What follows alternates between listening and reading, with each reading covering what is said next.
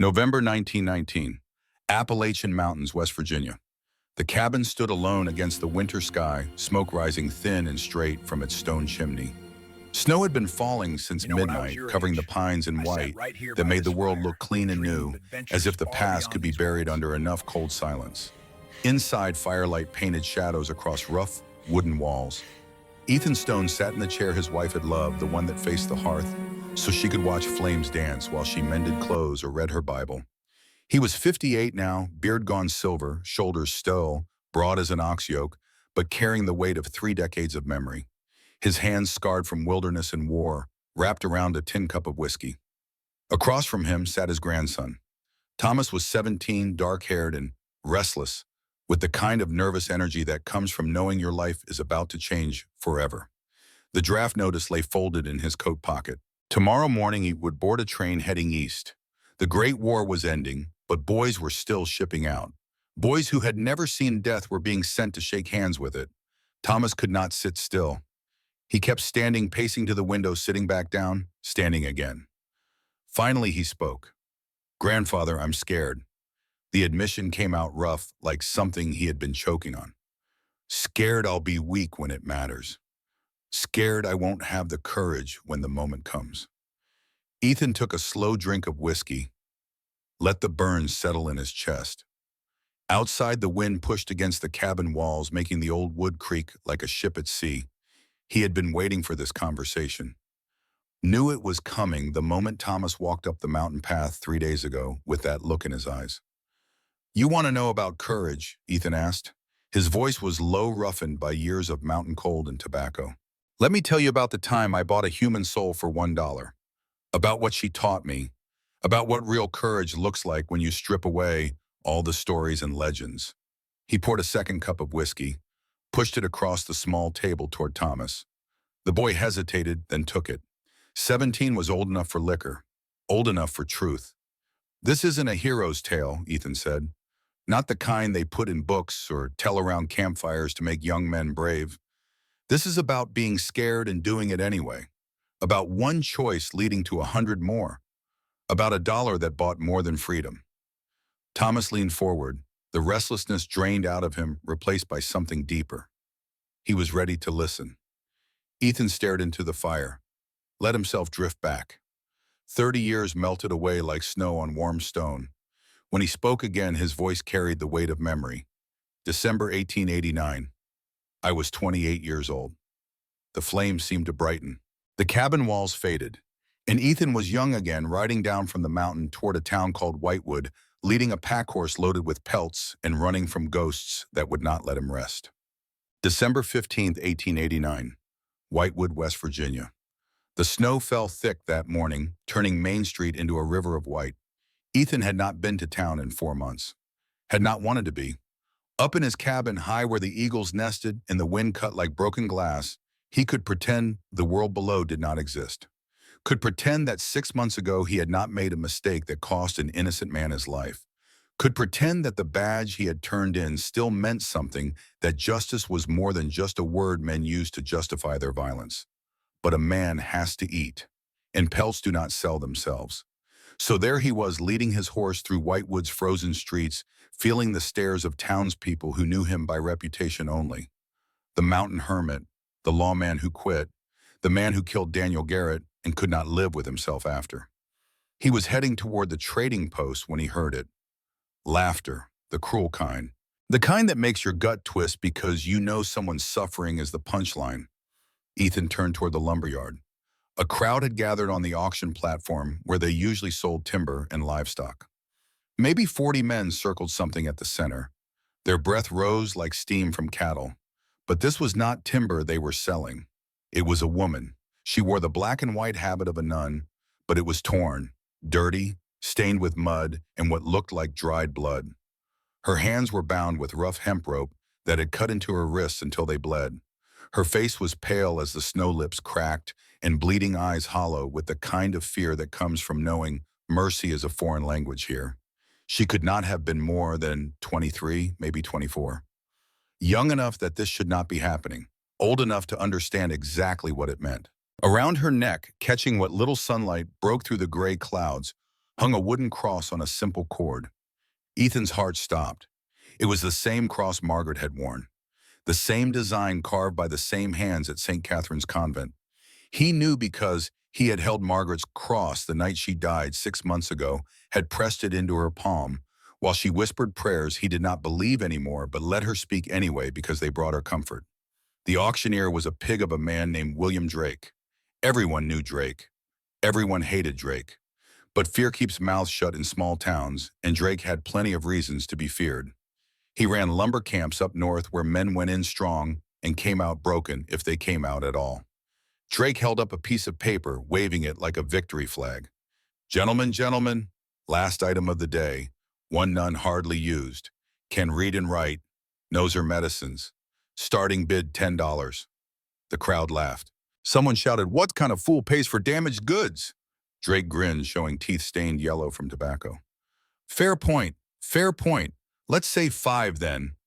More laughter. The woman, this nun, she did not cry, did not beg, just stood there swaying slightly, like a tree that has been cut, but has not fallen yet.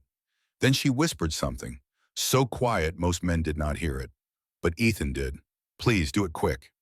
She thought someone would buy her to kill her, thought that was mercy. Something in Ethan's chest cracked open, something he had kept locked and buried for 6 months, since Margaret took her last breath, and made him promise to keep living, to keep fighting, to not let her death be meaningless. He pushed through the crowd. Men parted because when a man Ethan's size moves with purpose, you either get out of the way or get moved. Drake saw him coming. The grin faltered for just a second. Well, well, Ethan Stone, thought you died up in that mountain. Ethan did not answer him, just looked at the woman. Her eyes met his. There was no hope in them, just exhaustion so deep it had worn grooves into her face. Then he looked at the paper in Drake's hand. It had a signature at the bottom, an official-looking seal from St. Catherine's Convent. His jaw tightened. How much? Ethan asked. Drake laughed. It was an ugly sound, wet and thick. For the nun, she's stubborn. Got a mouth that talks back. Costs more to feed than she's worth. Tell you what, mountain man, give me $1 and she's yours. Consider it charity. The crowd erupted. A human life for $1. Ethan reached into his coat pocket, pulled out a single silver dollar coin, the last one he had from selling pelts last autumn. He dropped it on the wooden barrel between them. The sound of that coin hitting wood cut through the laughter like a knife through skin. Every man went silent. Drake blinked. You're serious. I need that paper signed, Ethan said. His voice came low controlled, the voice he used when he was a U.S. Marshal before he gave up the badge, before Daniel Garrett. My name on the back, today's date, what you sold, and for how much. Every man here witnesses this transaction. Drake's eyes narrowed. Understanding flickered there. Why, because I'm a careful man. The crowd shifted, uncomfortable now. They knew what Ethan was doing. He was not just buying her. He was creating evidence, legal evidence, the kind that could hang a man for trafficking human beings in a country that had fought a war to end that very thing. Drake knew it too. Ethan could see the calculation in his pig eyes. But greed won out. It always did with men like Drake. He took a pencil from his pocket, scrawled on the back of the paper in handwriting like a child's. Sold Sister Sarah Mitchell to Ethan Stone. $1. 40 witnesses, December 15th, 1889. He shoved the paper at Ethan. There. Now take her and get out of my sight. Ethan folded the paper carefully, put it in his inside coat pocket right next to his heart, where it would stay warm and dry. Then he climbed onto the platform. The woman flinched, thought he was going to grab her, hurt her, claim his property the way men claim livestock. Instead, Ethan pulled his hunting knife from his belt. She closed her eyes. He cut the ropes binding her wrists. You ride with me, he said quietly.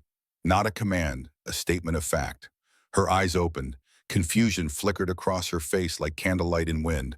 What do you want from me? Ethan did not answer, just turned and walked to his horse. After a moment, he heard her footsteps behind him, slow, uncertain, like a person learning to walk again after a long illness. He helped her onto the saddle. She was so light it was like lifting a child. He swung up behind her, keeping a respectful distance, just close enough to steady her if she fell. As they rode out of Whitewood, Ethan felt 40 pairs of eyes on his back. Felt Drake's hatred boring into his spine like a drill bit. Good. Let him hate. Hate was honest, better than the false kindness that had sold this woman in the first place. They rode for 2 hours in silence. The forest closed around them, thick pines heavy with snow.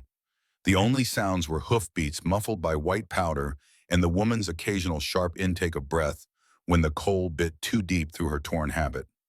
Finally, Ethan stopped by a frozen creek, the kind of place where water runs so pure you can see straight to the stones at the bottom, now locked under ice that looked like clouded glass. He dismounted and helped her down. She stumbled, legs numb from cold in the ride. He caught her elbow, steadied her, then let go immediately. From his saddlebag, he pulled out a tin canteen. The water inside was cold, but not frozen.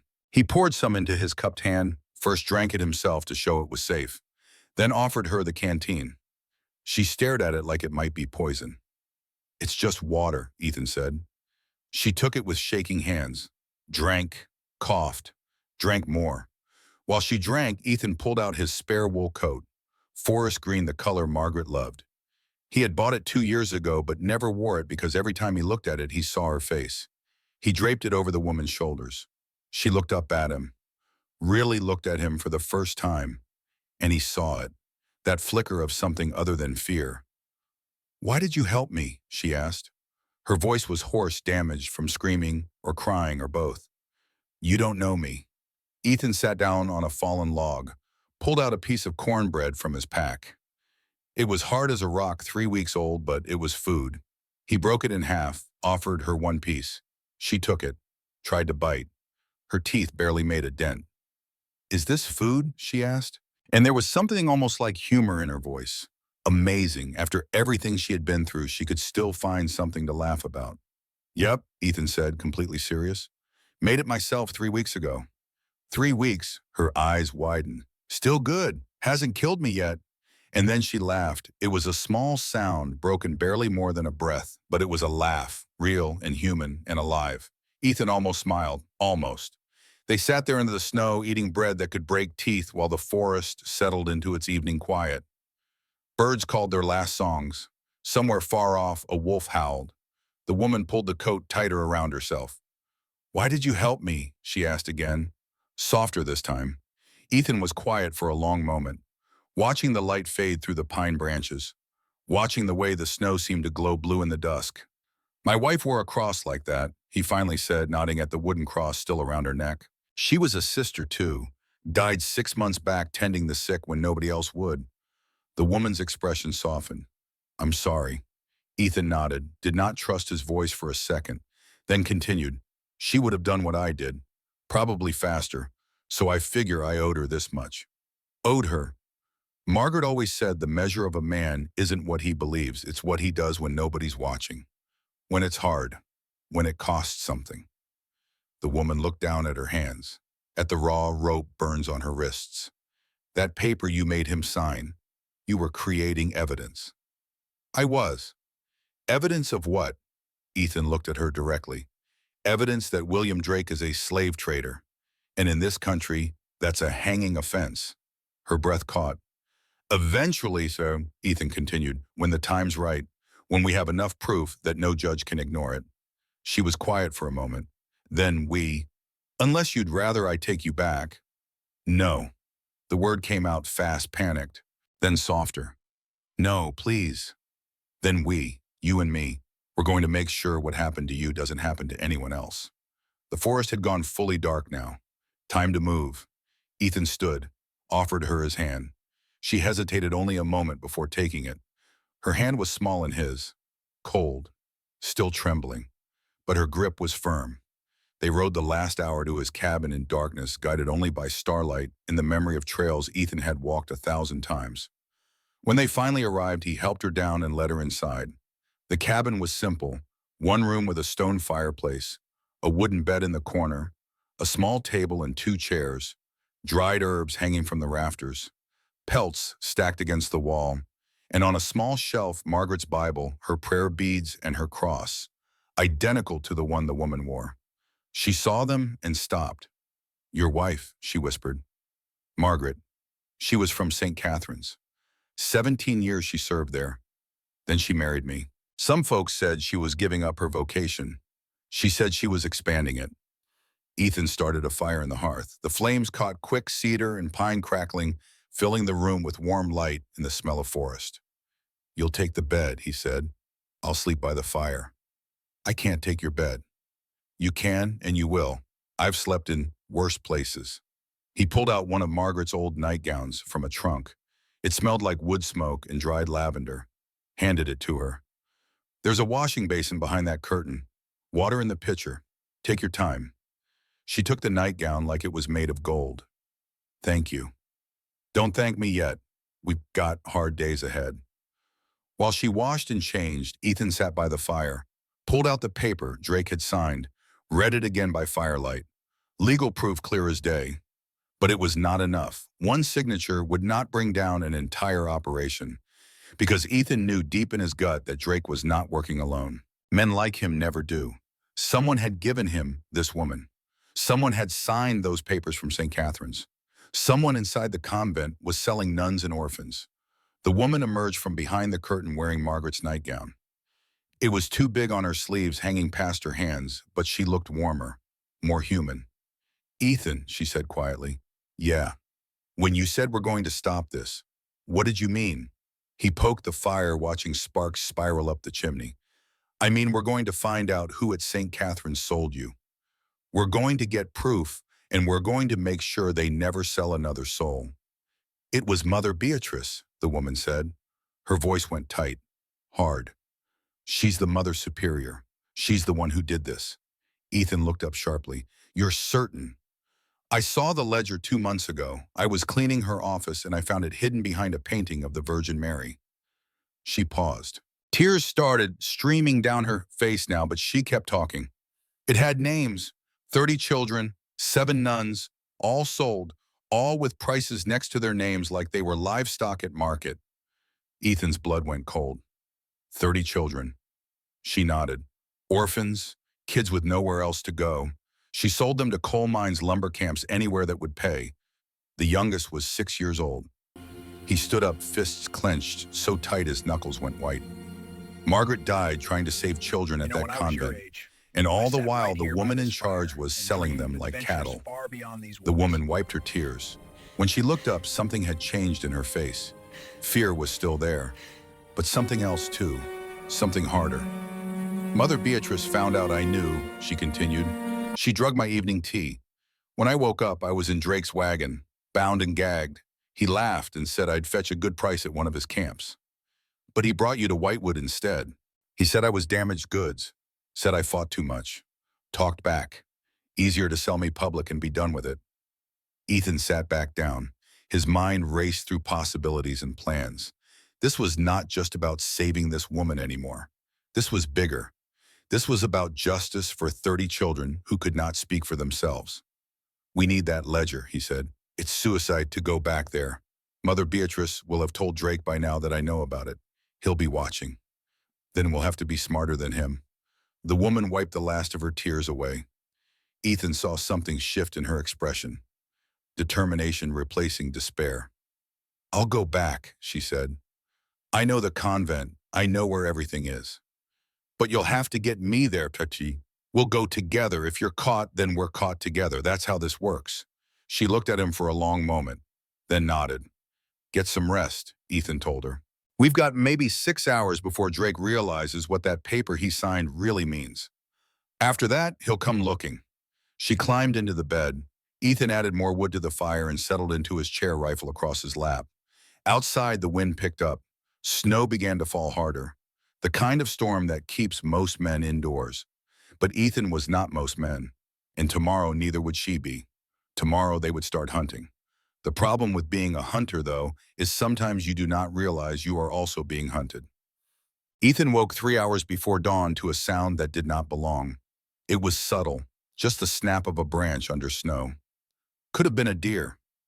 Could have been the wind. But Ethan had lived in these mountains too long to believe in coincidence.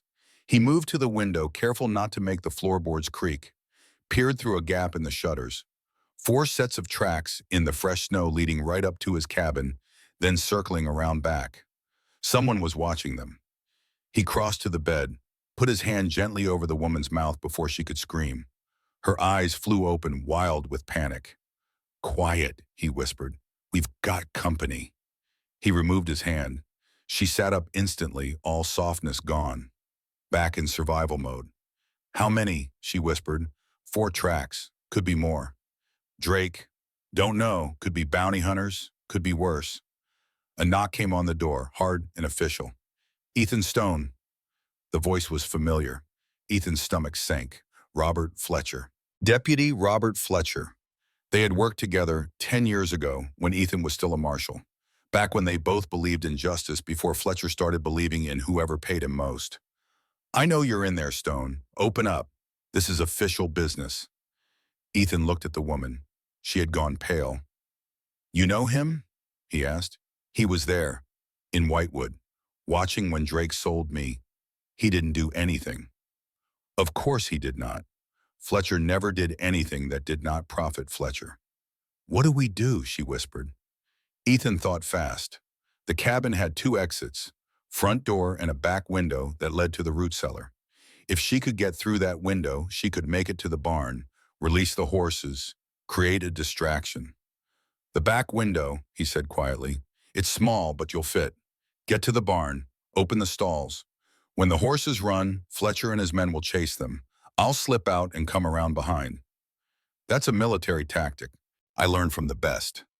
"Ethan Stone." Fletcher's voice again angrier now. "Don't make this difficult. The nun you took, she's wanted for theft.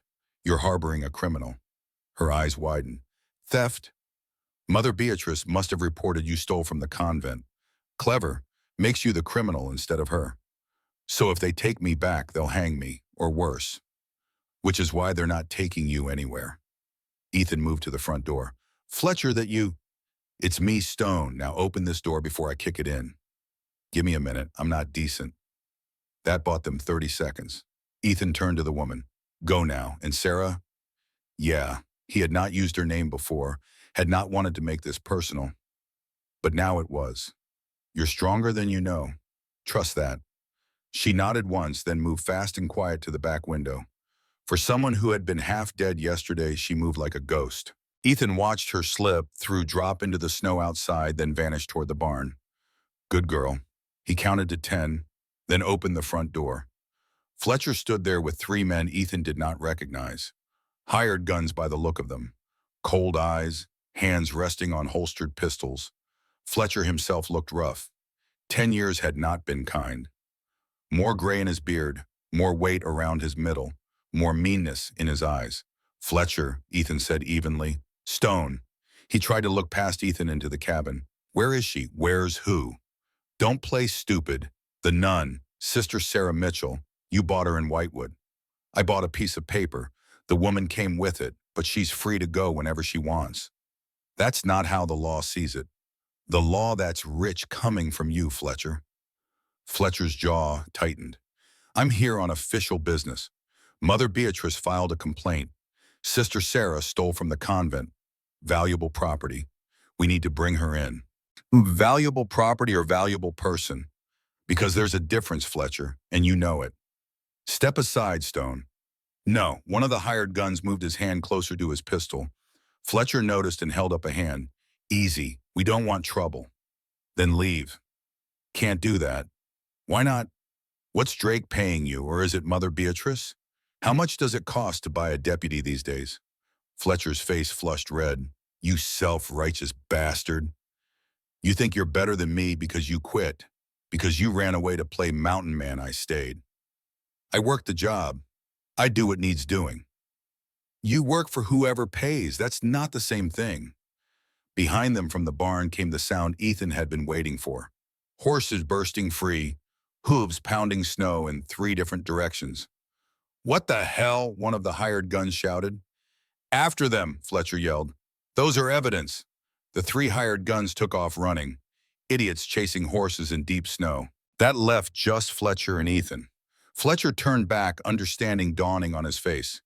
"You planned that." "Might have." "Where is she, Stone?" "Gone, and you're not finding her." Fletcher's hand dropped to his gun. Ethan moved first.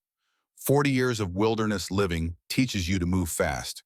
He closed the distance before Fletcher could draw, grabbed his wrist, twisted. The gun fell into the snow. They went down together, two old men fighting like young fools. Fletcher got in a solid punch to Ethan's ribs. Ethan returned it with one to Fletcher's jaw. They rolled in the snow, grappling, neither willing to quit. Finally, Ethan got him pinned, knee on his chest, hunting knife at his throat. Both of them breathing hard, both knowing this could end badly. "Tell Drake this," Ethan said, voice low and hard. "If he wants her, he'll have to go through me. And I don't die easy. Tell Mother Beatrice the same. Tell them both that paper they signed, that's evidence. Legal evidence. And I'm bringing it to a U.S. Marshal I trust. And when I do, they'll hang." Fletcher stared up at him, fear and anger warring in his eyes. "You're making a mistake, Stone." "I've made worse." Ethan stood up, pulled Fletcher to his feet, shoved him toward his horse. "Ride away, Fletcher, while you still can." Fletcher mounted up, looked back one last time. "It's not just Drake and Mother Beatrice, you know. There's more. Bigger players. You're walking into something you don't understand." "Then help me understand." "I can't. I'm in too deep." He turned his horse and called out to his men. They came back empty-handed, muddy and cursing. They all rode away together, leaving deep tracks in the snow. When they were gone, Sarah emerged from the tree line. "That was close," she said. "Too close. We need to move. Fletcher will report back to Drake within hours. After that, they'll come with more men." "Where do we go?"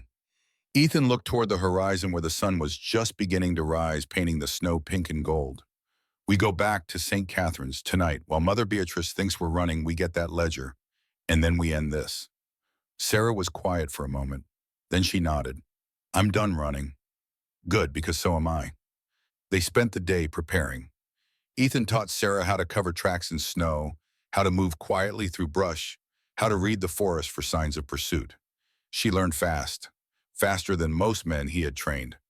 Father Samuel, whoever that was, had taught her well. As the sun set, they stood outside the cabin one last time. Ethan strapped on his gun belt, checked his rifle, made sure he had extra ammunition. Sarah wore Margaret's spare traveling clothes, men's trousers and a heavy coat. Practical, warm, nothing to identify her as a nun. "You ready for this?" Ethan asked. She looked at him with those eyes that had seen too much suffering, but had not given up hope. "I've been ready since the moment they tied my hands in that wagon." They rode out as the stars came out, heading back toward the place that had betrayed her. Back toward danger. But this time she was not alone. This time she was the hunter. And God help anyone who stood in their way. The forest at night is a living thing. Every shadow moves. Every sound carries meaning. The snap of a twig could be a deer or a man with a rifle. The rustle of branches could be wind or someone moving parallel to your path, waiting for the right moment to strike. Sarah learned this fast. They rode through Black Ridge, the most treacherous route between Ethan's cabin and St. Catherine's convent. Most travelers avoided it, especially in winter. The path was narrow, winding between rock faces that seemed to lean in close, threatening to crush anyone foolish enough to pass through. But that was exactly why they chose it. Drake and his men would expect them to take the main road. They would set up ambushes there, watching every traveler, every wagon. In Black Ridge, they were alone with the mountain. 2 hours into the ride, Sarah's horse stumbled. Ethan heard the animal's legs snap before he saw it. The sound echoed off the rock walls like a gunshot. The horse went down hard. Sarah rolled clear just in time, landing in snow up to her waist. Ethan dismounted fast, checked Sarah first. She was shaken but unhurt. Then the horse. Front left leg broken clean through. The animal was trying to stand, failing, eyes wild with pain. Sarah saw it too. Her face went white. "We have to help her." "We will."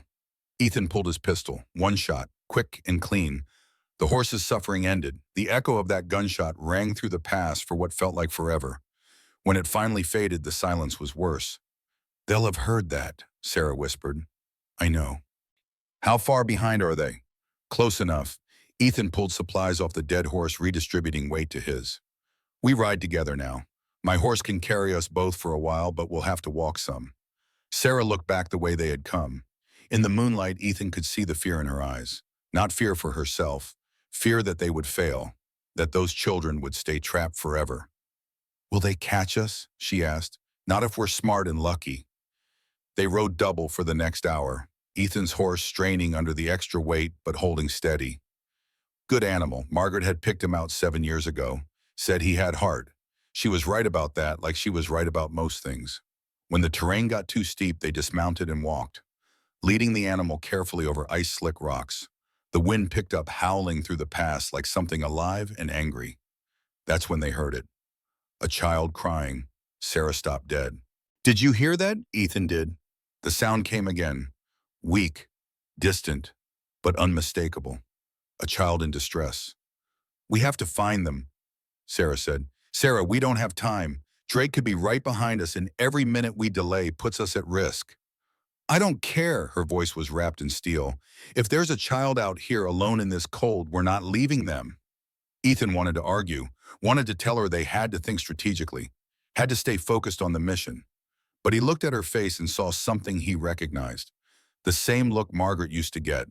The look that said no amount of logic would change her mind because some things were more important than survival. "All right," he said, "but we're fast, in and out." They followed the crying sound off the main path into a cluster of rocks that formed a natural shelter. Snow had drifted against the stones, creating a small cave barely visible unless you knew to look for it. And there, huddled against the back wall, shivering so hard Ethan could hear her teeth chatter from 10 feet away, was a little girl. She could not have been more than 9 years old, thin as a rail, wearing nothing but a torn dress that might have once been blue and wooden shoes that had come apart at the seams.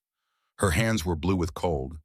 Her face was streaked with tears that had frozen on her cheeks, creating tiny rivers of ice. Sarah ran to her, wrapped her immediately in the wool coat Ethan had given her earlier. Did not hesitate, did not think, just moved. "Emily," Sarah gasped, pulling the child close. "Emily, is that you?" The girl looked up, eyes unfocused, lips barely able to form words. "Sister Sarah." "I'm here, sweetheart, I'm here." "You're safe now."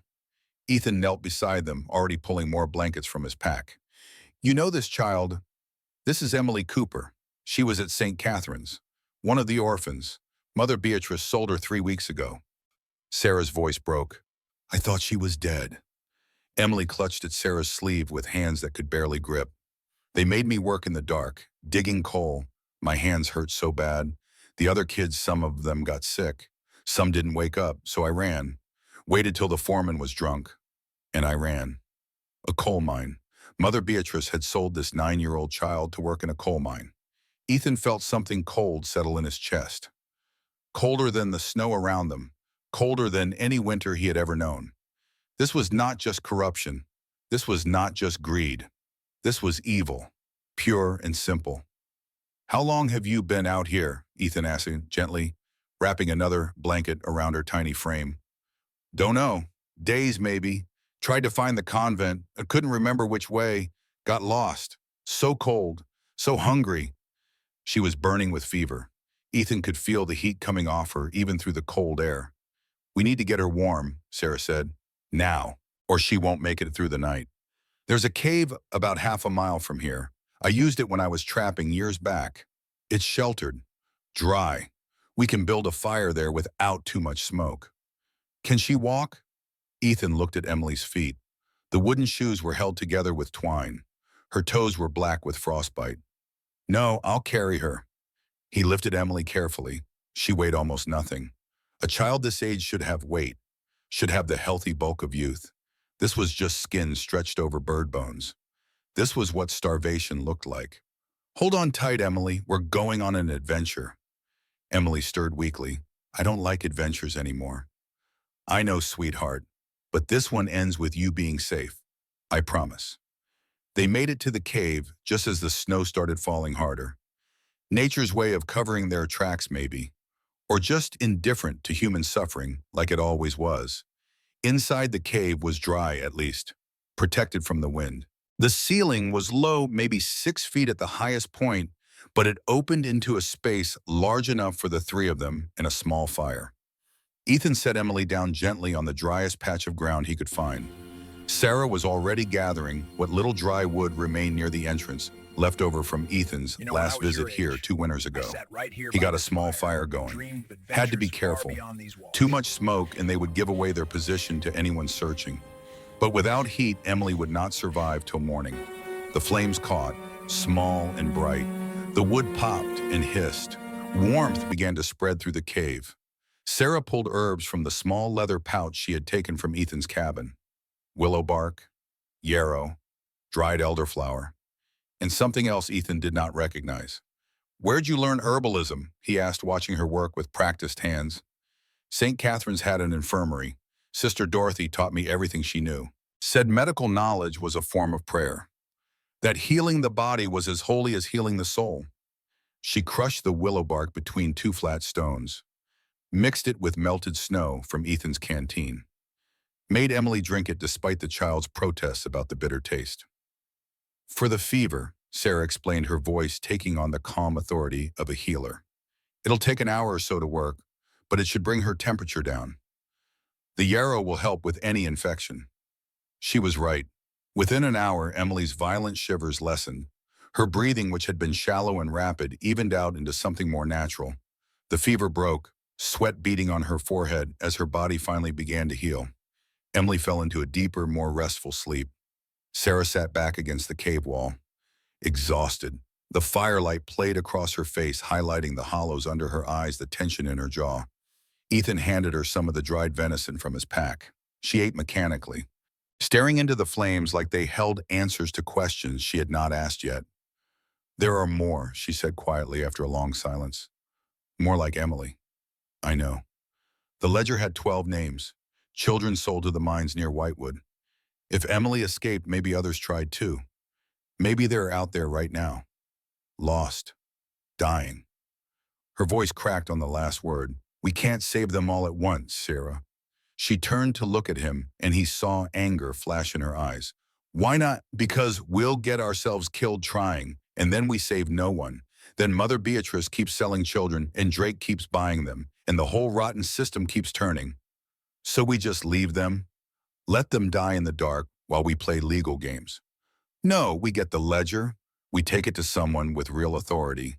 We do this legal and proper so it sticks.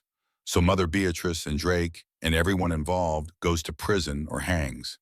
That's how we save all of them. Not just the ones we can reach today, but the ones who will come after. Legal takes time. They might not have time." "I know." And Ethan did. God help him, he knew it was the hardest truth he had learned as a marshal. Sometimes you had to let small evils continue so you could stop the bigger one. Sometimes justice was slow and people suffered while you built your case.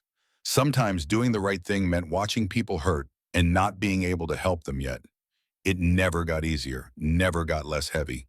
Sarah pulled her knees to her chest, wrapped her arms around them. "When you were a marshal, how did you stand it, knowing people needed help and having to wait? Having to build cases while people bled?" Ethan was quiet for a long moment, watching Emily sleep, watching the fire burn down to coals, remembering all the times he had made the same calculation Sarah was making now. "I didn't stand it well," he finally said. "That's part of why I'm not a marshal anymore." Then, because she had earned honesty, he told her about Daniel Garrett, about the farmer who was just trying to protect his family from a gang that had threatened them, about how Ethan had misread the situation and drawn too fast, about the 7-year-old girl who watched her father die, about the weight that never lifts no matter how many years pass. When he finished, Sarah was quiet for a moment. Then she said, "That wasn't your fault. Wasn't it? I made assumptions, saw a man with a gun refusing to cooperate and jumped to conclusions. Didn't ask more questions, didn't try harder to understand, just drew and fired." Sarah shifted closer, not touching, but present in a way that mattered. "You're human, Ethan. Humans fail. We make mistakes. We misjudge. We do our best. And sometimes our best isn't good enough. But what you do after you fail, that's what defines you." She paused. "You could have kept being a marshal, told yourself it was justified, moved on to the next case. Instead, you quit. You punished yourself. You hid up in that mountain like you didn't deserve to live among people anymore. That's not honor, Ethan. That's cowardice, though. The words hit like a physical blow, but they were true, and somehow hearing them from her, they did not feel like condemnation. They felt like release. Eventually, exhaustion caught up with them both. Ethan dozed off, not deep sleep, but that half-aware state where you are resting, but still ready to wake at the first sign of danger. He dreamed of Margaret, of the day they met at St. Catherine's 15 years ago when he was investigating a theft. How she had looked at him with those sharp, knowing eyes and said something that only now made sense.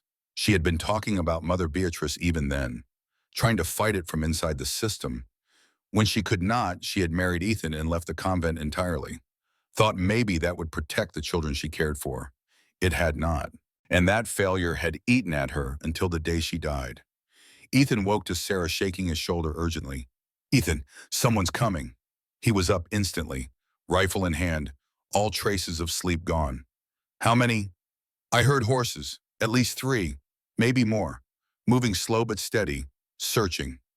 Ethan moved to the cave entrance, peered carefully through the gap in the piled snow. Dawn was breaking, gray light filtering through heavy clouds. The world was that strange twilight color where everything looks flat and unreal. And there, maybe 200 yards down the slope, moving through the trees in a loose search pattern, he saw them. 6 riders, all armed. One of them had to be Drake. Ethan recognized his massive frame even at this distance. "They tracked us," Sarah whispered from behind him.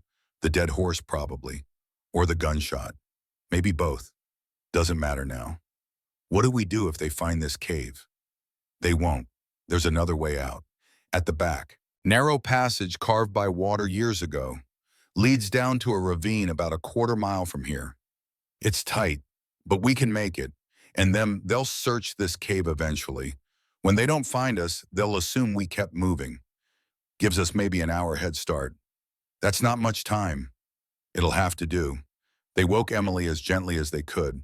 She was stronger now, the fever broken but still weak. Too weak to walk far on her own. Ethan lifted her onto his back. "Hold on tight, Emily. We're going on an adventure." "You promised the last one was the last one," she whispered. "I lied." Despite everything, the child almost smiled. They moved through the narrow passage at the back of the cave. Sarah led with Ethan's knife, cutting through cobwebs, clearing the path. The passage was barely wide enough for Ethan's shoulders. Twice he had to exhale completely and turn sideways just to squeeze through. Emily whimpered once when Stone scraped her leg, but she did not cry out. Brave kid, braver than most adults Ethan had known. They emerged into the ravine just as full morning light broke through the clouds. A frozen stream bed stretched before them. Steep walls on both sides rising 30 feet high. The sky above was a thin strip of gray between white cliffs.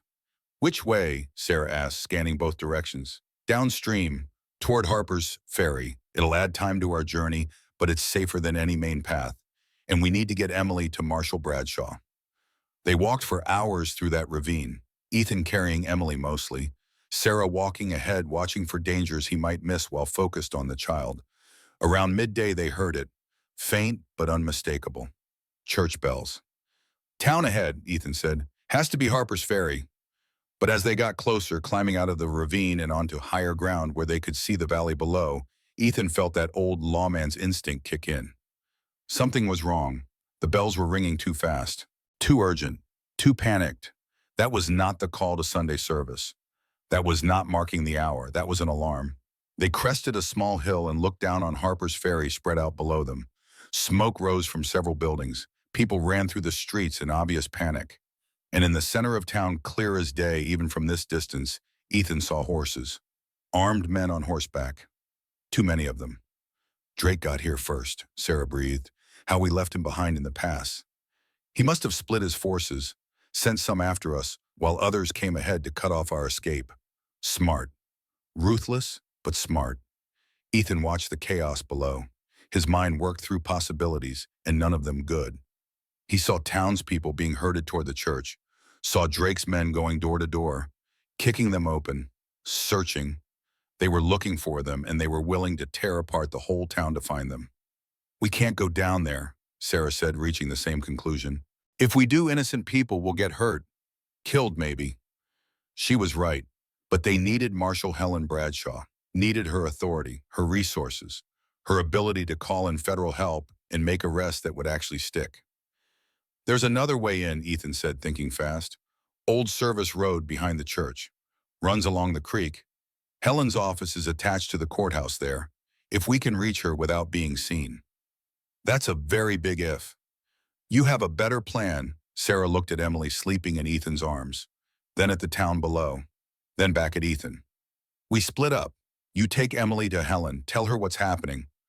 I'll create a distraction on the other side of town. Draw Drake's men away from the courthouse. Absolutely not. Ethan, they were looking for a nun and a mountain man traveling together with a child.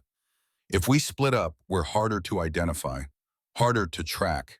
Emily needs help now, and Helen needs to know what's happening. That's more important than my safety.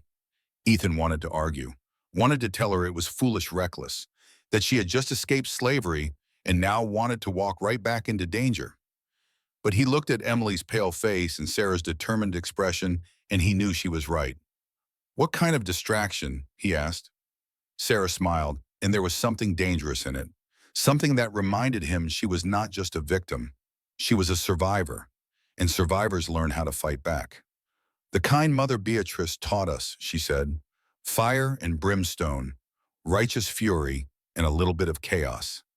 30 minutes later, Ethan watched from the hillside as Sarah walked boldly into Harper's Ferry's main street. She had changed her appearance fast and efficiently, taken a dress and bonnet from a clothesline outside town, dirt smudged on her face, hair tucked up under the bonnet. She looked nothing like a nun now, just another working woman going about her day. She carried a basket of laundry, played the part perfectly. One of Drake's men stopped her about halfway. Ethan saw him grab her arm roughly, saw her pull back, startled and afraid. The basket spilled, clean laundry scattered across the muddy street. Sarah bent down to pick it up. The man stood over her, saying something Ethan could not hear from this distance. Sarah responded, gesturing, apologizing by the look of it, playing the part of a simple woman caught up in something she did not understand. The man lost interest, moved on, too busy with his search to bother with what looked like a frightened washerwoman. Sarah gathered her washing and continued toward the warehouse district. Near the lumber yard, where stacks of cut timber rose like wooden mountains, where dry wood and sawdust and turpentine created a perfect recipe for disaster. Ethan saw her set down the basket, look around carefully, then pull something from inside her dress. Matches. That's my girl, he whispered. The fire started small, just a corner of one lumber pile smoking. But lumber yards are tinder boxes waiting for a spark. Within 2 minutes, flames were climbing. Within 5, the whole yard was ablaze, sending thick black smoke into the gray sky. Chaos erupted. Drake's men ran toward the fire. Townspeople ran away from it. In the confusion, no one was watching the streets anymore. No one was guarding the courthouse. Ethan picked up Emily and moved fast, staying low, using buildings and smoke as cover. Made it to the back of the church complex, found the side door to the marshal's office, did not bother knocking, kicked it open. Marshal Helen Bradshaw was inside loading rifles with quick, practiced efficiency. She spun around, pistol drawn faster than most men could blink, then lowered it when she saw Ethan. "Stone," she said, not looking up from the rifle she was loading. "Figured you'd be in the middle of this mess." Helen Bradshaw did not look up when Ethan kicked open her door, just kept loading the rifle in her hands with the practiced efficiency of someone who had done it 1,000 times before. When she finally glanced up, there was no surprise in her eyes, just a weariness that came from 20 years of dealing with men like Drake in situations like this. She was 40 years old, hard as railroad spikes with gray streaking through dark hair. She kept pulled back in a tight bun. Her badge caught the light from the window. U.S. Marshal. The real thing, not some bought and paid for deputy like Fletcher. "Stone," she said, "figured you'd be in the middle of this mess. You have a knack for finding trouble." "Helen, we need help, badly." Then she saw Emily in his arms, and her expression shifted instantly, from amused to deadly serious. She set down the rifle and crossed the room in 3 long strides, knelt in front of the child, examining her with the efficiency of someone who had seen too much suffering in her career. "What happened to this child?" Ethan gave her the short version. Mother Beatrice Ashford at St. Catherine's Convent, selling children to coal mines and labor camps. Emily escaped from Black Ridge Mine. At least 30 more still trapped. They had proof, but it was incomplete. They needed the ledger from the convent. He pulled out Drake's signed bill of sale. Helen read it quickly, her expression darkening with each word. Bill of sale for Sister Sarah Mitchell. Human trafficking. William Drake's signature. 40 witnesses in Whitewood. This is solid evidence. But you're right, one transaction doesn't prove a pattern. We need more. There's a ledger at the convent, hidden in Mother Beatrice's office, behind a painting of the Virgin Mary. It has everything, names, dates, prices, buyers, 2 years of transactions. And Sister Sarah Mitchell, the woman named on this paper, where is she? Ethan crossed to the window, looked out at the burning lumberyard and the chaos it had created. Out there right now, created that fire to cover my approach. Helen actually laughed. The nuns set that fire. Like I said, we need help. I like her already. Helen buckled on her gun belt, checked both pistols with quick practice movements. Here's our situation. Drake has 15, maybe 20 men in town. They're terrorizing civilians, searching every building, making threats. That gives me federal jurisdiction. I can arrest him and every man riding with him right now for assault on a federal town. He'll fight. Good. I'm tired of men like William Drake thinking they're above the law. She turned back to Ethan. Here's what we're going to do. My deputies will round up every able-bodied citizen willing to stand with us.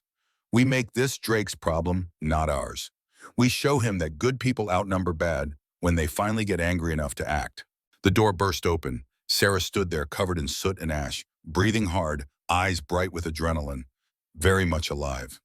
Sorry I'm late, she said. Had to make sure the fire really took. Didn't want Drake putting it out too quickly. Helen looked between Ethan, Emily, and Sarah, then back at the burning lumberyard visible through the window. You three are either brilliant or completely insane. Sarah smiled slightly.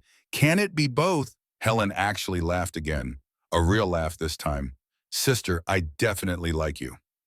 Within the hour, word had spread through deputies and trusted citizens. Town meeting at the church, mandatory attendance. Anyone who did not show would be considered an accomplice. By the time the church bells rang again, this time calling people to assembly rather than warning of danger, nearly 200 people had gathered.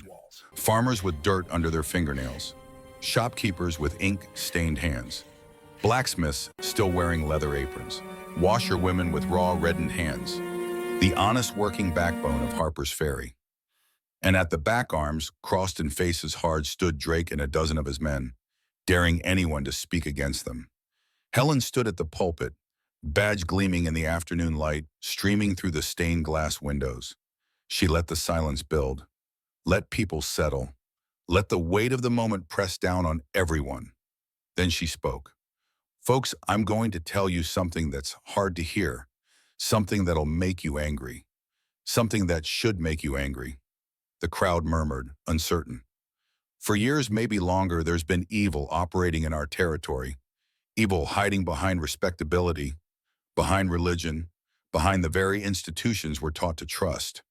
The murmuring grew louder. Helen continued, her voice cutting through the noise like a blade. Mother Beatrice Ashford, Mother Superior of St. Catherine's Convent, has been selling children. Orphans placed in her care by families who died, by parents who couldn't feed them, by communities who trusted the church to protect the vulnerable. She sold them like livestock, to coal mines, to lumber camps, to anyone who'd pay her price. The crowd erupted, voices raised in shock and anger and disbelief. That's a damned lie, Drake shouted from the back. His voice boomed through the church. This woman's delusional, making up stories. There's no proof of any of this. Helen held up the paper with his signature. Let the silence build again, then spoke with cold contempt. There's plenty of proof, Mr. Drake, starting with this. Bill of sale for a human being, Sister Sarah Mitchell. Sold by you for $1, signed by you, witnessed by 40 men in Whitewood 3 days ago. Drake's face went from red to white in an instant. And there's more, Helen said, turning back to the crowd. Sister Sarah Mitchell, formerly of St. Catherine's, discovered a ledger, a record of every transaction, every child sold, every price paid. She's here today, willing to testify to what she saw. Sarah stepped forward. She still wore the soot-stained dress, still looked small and fragile, but when she spoke, her voice carried like thunder. I grew up in that convent, she began. The church fell silent, every eye on her. I loved it, loved the sisters, loved the work we did, loved the children we cared for. For years, it was a true sanctuary, a place where the lost found family. She paused, gathering strength. Ethan could see her hands shaking, but her voice never wavered. But 2 years ago, things changed. Mother Beatrice started making children disappear. She'd tell us they'd been adopted, found good families. We wanted to believe her, needed to believe her, because the alternative was too horrible to contemplate. Tears streamed down Sarah's face now, but she kept talking. Then 3 months ago, I was cleaning Mother Beatrice's office, and I found a ledger hidden behind a painting of the Virgin Mary. And I read it. She pulled a piece of paper from her pocket. Notes she had made from memory. Names she would never forget. Emily Cooper, 9 years old, sold for $25 to Black Ridge Coal Mine. A gasp rippled through the crowd. Thomas Reed, 11 years old, sold for $30 to Timber Ridge Camp. More gasps. Someone stood up, sat back down. The weight of what she was saying settling over the church like snow. Sarah Finn. A woman in the crowd made a sound. Not quite a scream, not quite a sob, something in between. She stood up so fast her chair fell over. Elizabeth Finn. She ran the general store on Main Street. Everyone knew her, a good woman, honest, hardworking, widowed young but kept the store running, raised her daughter alone until 3 years ago, when she could not afford to feed her anymore, and took her to St. Catherine's. Mother Beatrice had promised to find the girl a good family. Mrs. Finn's face had gone absolutely white. She was shaking. Sarah Finn is my daughter, she said. Her voice broke on the words. Mother Beatrice told me she'd been adopted by a good family in Charleston. Told me Sarah was happy, would write when she got settled. The church went silent. You could hear people breathing. Nothing else. Mrs. Finn's voice rose, edged with a mother's anguish. You're telling me she was sold, that my baby girl was sold like property? Sarah looked at her with such deep compassion it hurt to witness. Yes, ma'am, I'm so sorry. Your daughter's name was in that ledger. $15, sold to a textile mill in Grafton. Mrs. Finn collapsed, just her knees giving out. Her brother caught her, held her while she wept. Around them, other people were standing now, demanding answers, demanding justice, demanding to know if their children, their nieces, their nephews, their neighbors' kids had been among the sold. Drake tried to push toward the door. Helen's deputies blocked his path. 6 men with rifles. They had been waiting for this moment. You're under arrest, Helen said clearly. Her voice cut through the chaos like a church bell. Human trafficking, conspiracy, assault on a federal officer. You're done, Drake. Finished. You have no authority, Drake snarled. But there was fear in his eyes now. Real fear. I have lawyers, connections, money. You can't touch me. I have the law, Helen said simply, which beats money every single time when good people finally decide to enforce it. She turned to address the crowd once more. Let them see her badge. Let them remember what it meant. I can arrest William Drake and every man who rode with him. I can shut down his operations. I can start investigations. But I need help. Mother Beatrice is still free. That ledger is still at St. Catherine's. Without it, a clever lawyer might get Drake released, might get Mother Beatrice off entirely. And those children stay in the mines, in the camps, in the mills. Silence fell over the church. Heavy, weighted, the kind of silence that comes before a storm. Then Mrs. Finn stood again. Her face was wet with tears, but her voice was steel. I'll help. Whatever you need, Marshal. Whatever it takes. Her brother stood beside her. Both of us. A farmer near the front stood. His hands were calloused from 40 years of working the land. My nephew works in those mines. If there's children down there suffering, I'm getting them out, today. One by one people stood, 30, 40, 60, 100, until nearly the entire church was standing, united, angry, ready to act. Drake looked around at the sea of faces and finally understood. He had lost. His money meant nothing. His threats meant nothing. His violence meant nothing against this many people who had finally seen the truth and decided to care. Helen smiled grimly. Looks like you're outvoted, Mr. Drake. Democracy is a beautiful thing, isn't it? The arrest happened quickly. Helen and her 6 deputies had Drake and his remaining men in chains within minutes. Some of Drake's hired guns tried to run. They did not get far. Townspeople blocked the exits, blocked the streets, nowhere to go. The town organized itself with surprising speed.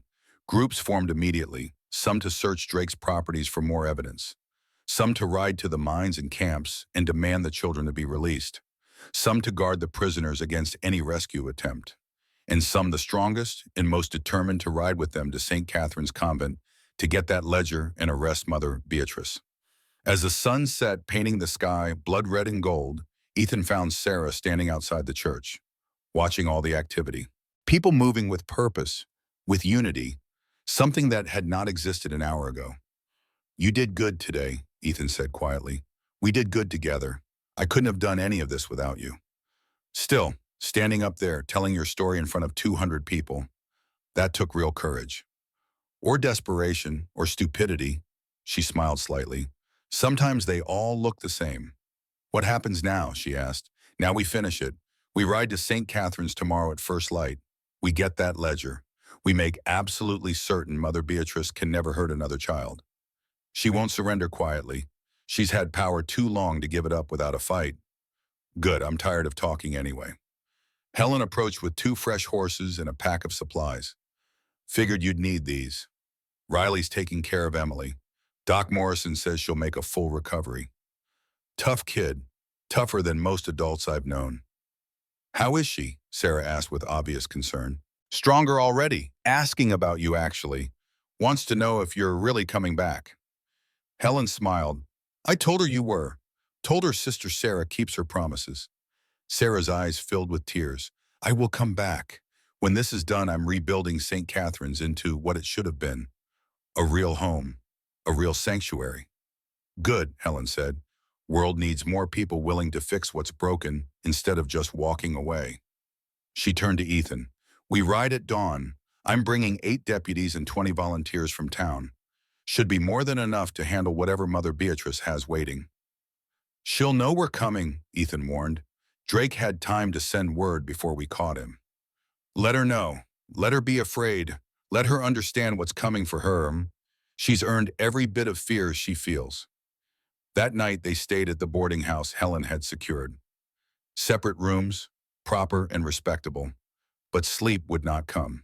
Ethan kept thinking about tomorrow, about facing the place Margaret had loved, the place she had tried to save from the inside, the place that had ultimately killed her, though not in any way that would show up in a coroner's report. Around midnight there was a soft knock on his door.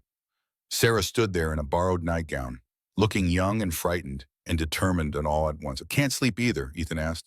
She shook her head. "Every time I close my eyes, I see them. All those children still trapped, still suffering, still waiting for someone to save them. We'll save them tomorrow. But what if we're too late? What if something happens and we fail and they stay there forever and it's all my fault because I didn't act sooner, didn't do more, didn't try harder when I first found that ledger?" "Sarah, stop." Ethan's voice was firm but gentle. "We're doing everything we can, everything humanly possible. The rest is up to Boyd or fate or whatever power runs this world." She leaned against the doorframe.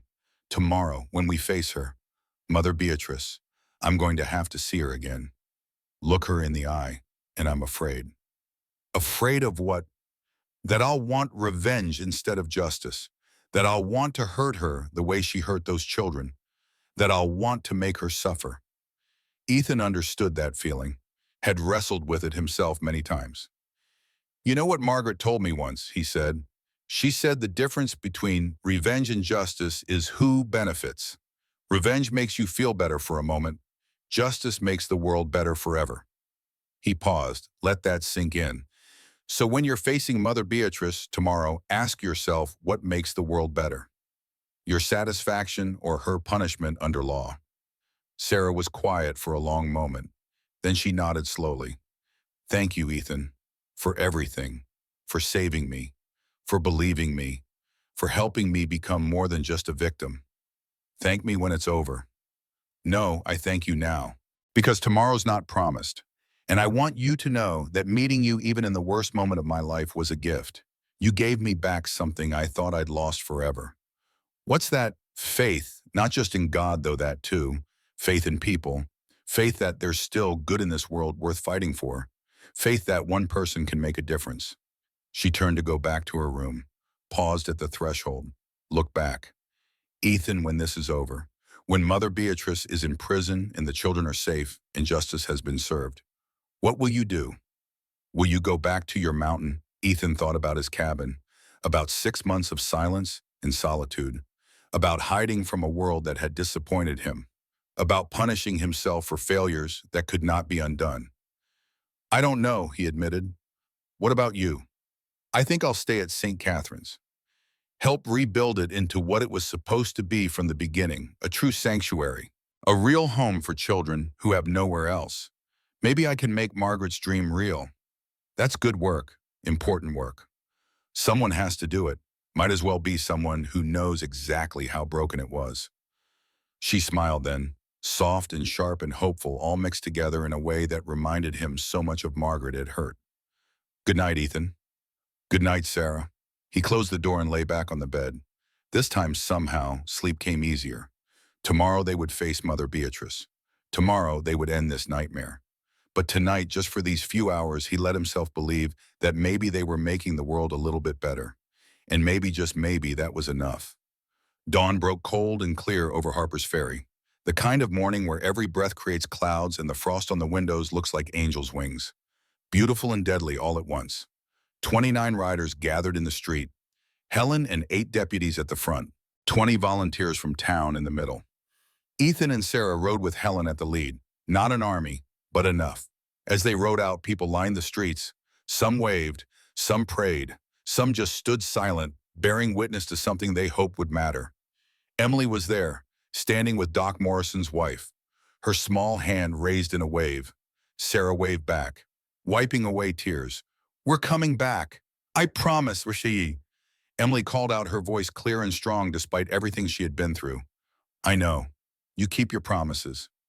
The ride to St. Catherine's took 6 hours. They pushed the horses hard but not cruel, could not afford to arrive on exhausted mounts. The landscape changed as they climbed into the mountains. The forest grew denser, the air grew colder, the silence grew heavier. This was Margaret's country. She had grown up in these mountains, knew every trail, every stream, every hidden hollow. When she married Ethan and left the convent, she used to say she was taking the mountains with her, that they were in her blood and bones and could not be left behind even if she wanted to. Ethan understood that now. Around noon, they stopped to rest the horses and eat. Cold food, dried meat, and hard bread. No fires. Did not want to announce their approach. Helen asked Sarah about the layout. Sarah pulled out a piece of paper and sketched quickly. She had a good hand, precise and clear. The convent built around a central courtyard. Main chapel facing east. Living quarters for the sisters on the north side. Orphanage dormitories on the south. Mother Beatrice's office in the administrative building on the west side. Second floor. Corner room. The ledger is in her office, Sarah said, marking an X on the sketch, hidden behind a painting of the Virgin Mary. There's a false wall. The painting swings out on hinges. The ledger is in a locked metal box behind it. Security, Helen asked. Used to be just one groundskeeper, old man named Thomas, harmless. But if Mother Beatrice knows we're coming, she might have hired protection. How many ways in 4 main gates? North, south, east, west. The east gate is the formal entrance. Always locked at night. The west gate leads to the kitchen gardens, usually open during day. North and south gates are for deliveries. Locked unless wagons are coming. Secret ways in Sarah hesitated. There's a drainage culvert under the north wall. Opens into the root cellar beneath the kitchen. Sister Dorothy and I used to sneak out that way when we were novices, to see the stars without the abbess knowing. Helen smiled slightly. Even nuns break rules, especially young ones. Could we fit through this culvert? One at a time. It's tight, but yes. Helen studied the sketch, her mind working through tactics and probabilities. Here's what we do. Main force comes in the front gate, loud, official. Demands entry with arrest warrant. While Mother Beatrice is focused on that, a smaller team goes through the culvert, secures the ledger before she can destroy it. I'll go through the culvert, Sarah said immediately. Sarah, that's too dangerous, Ethan started. I know the layout. I know where the ledger is exactly. Every hallway, every turn. I can get it faster than anyone else. She's right, Helen said. But she doesn't go alone. Stone, you go with her, 2 deputies as backup, Johnson and Martinez. Good men, steady. The rest of us make noise at the front. They reached the ridge overlooking St. Catherine's as the sun was setting. The convent sat in a valley below, stone walls glowing golden in the fading light. From this distance, it looked peaceful, holy, like the sanctuary it was supposed to be. But Ethan knew better now. Sarah pointed. Smoke from 3 chimneys, main hall kitchen and Mother Beatrice's private quarters. That means she's here. Helen raised her spyglass. I see movement. Guards on the walls. At least 4, armed with rifles. She's definitely expecting trouble. How do we handle them? Carefully, we're not here to start a war. We announce ourselves, give her a chance to surrender. If she refuses or if her guards open fire, then we respond. They waited until full dark. No moon tonight, just stars in the dim glow of lamps from within the convent walls. Helen split them into 2 groups. She took 23 riders to the main gate. Ethan took Sarah and 2 deputies through the forest toward the north wall. As they separated, Helen gripped Ethan's shoulder. Get that ledger, Stone. Whatever it takes, that's the key to everything. I know. And keep the sister safe. I like her. World needs more people like her. I'll do my best. Your best is usually good enough. They moved through the forest like ghosts. Sarah led the way, sure-footed even in darkness. She knew these woods from childhood. The north wall loomed up, 15 feet of mortared stone topped with iron spikes, meant to keep the world out, or maybe to keep the residents in. There, Sarah whispered, pointing to a dark opening near the base of the wall, the drainage culvert, barely 3 feet wide, maybe 2 feet tall. They would have to crawl. Ethan went first, on his belly, rifle strapped to his back, pulling himself forward with his elbows. The culvert smelled of old water and rot and something else. Fear, maybe, or just his imagination working overtime. After 20 feet that felt like 20 miles, he emerged into the root cellar. Dark, cold, shelves lined with jars of preserved vegetables and salted meat. A door at the far end presumably leading to the kitchen. Sarah came through next, then Johnson, then Martinez, all of them breathing hard, covered in mud and worse. Now what? Johnson whispered. Sarah pointed up. Stairs behind that door lead to the kitchen. From there, servants' hallway to the main building. Mother Beatrice's office is on the 2nd floor. Guards. There shouldn't be any inside, but I can't be certain. Ethan checked his pistol. We move quiet. Anyone we meet, we detain. Don't hurt unless we have to. The goal is the ledger, nothing else. They moved up the stairs. The door was unlocked, opened into the kitchen, dark and empty. Embers glowed in the large fireplace, providing just enough light to see by. Sarah led them through. She moved with certainty, muscle memory guiding her through a space she had navigated thousands of times. The servants' hallway was narrow and plain, none of the religious artwork that decorated the public spaces, just bare stone and worn wood. They reached the main building without incident, started up the stairs to the 2nd floor. That's when they heard it, voices coming from above. They froze. Mother Beatrice's voice, cold, imperious. I don't care what it costs. Burn it. Burn all of it. The ledger, the correspondence, everything. By morning, there should be no evidence I was ever involved in anything improper. Another voice, male, rough. What about the federal marshal? She's at the gate right now with 30 men. Let her wait. By the time they break through, everything will be ash.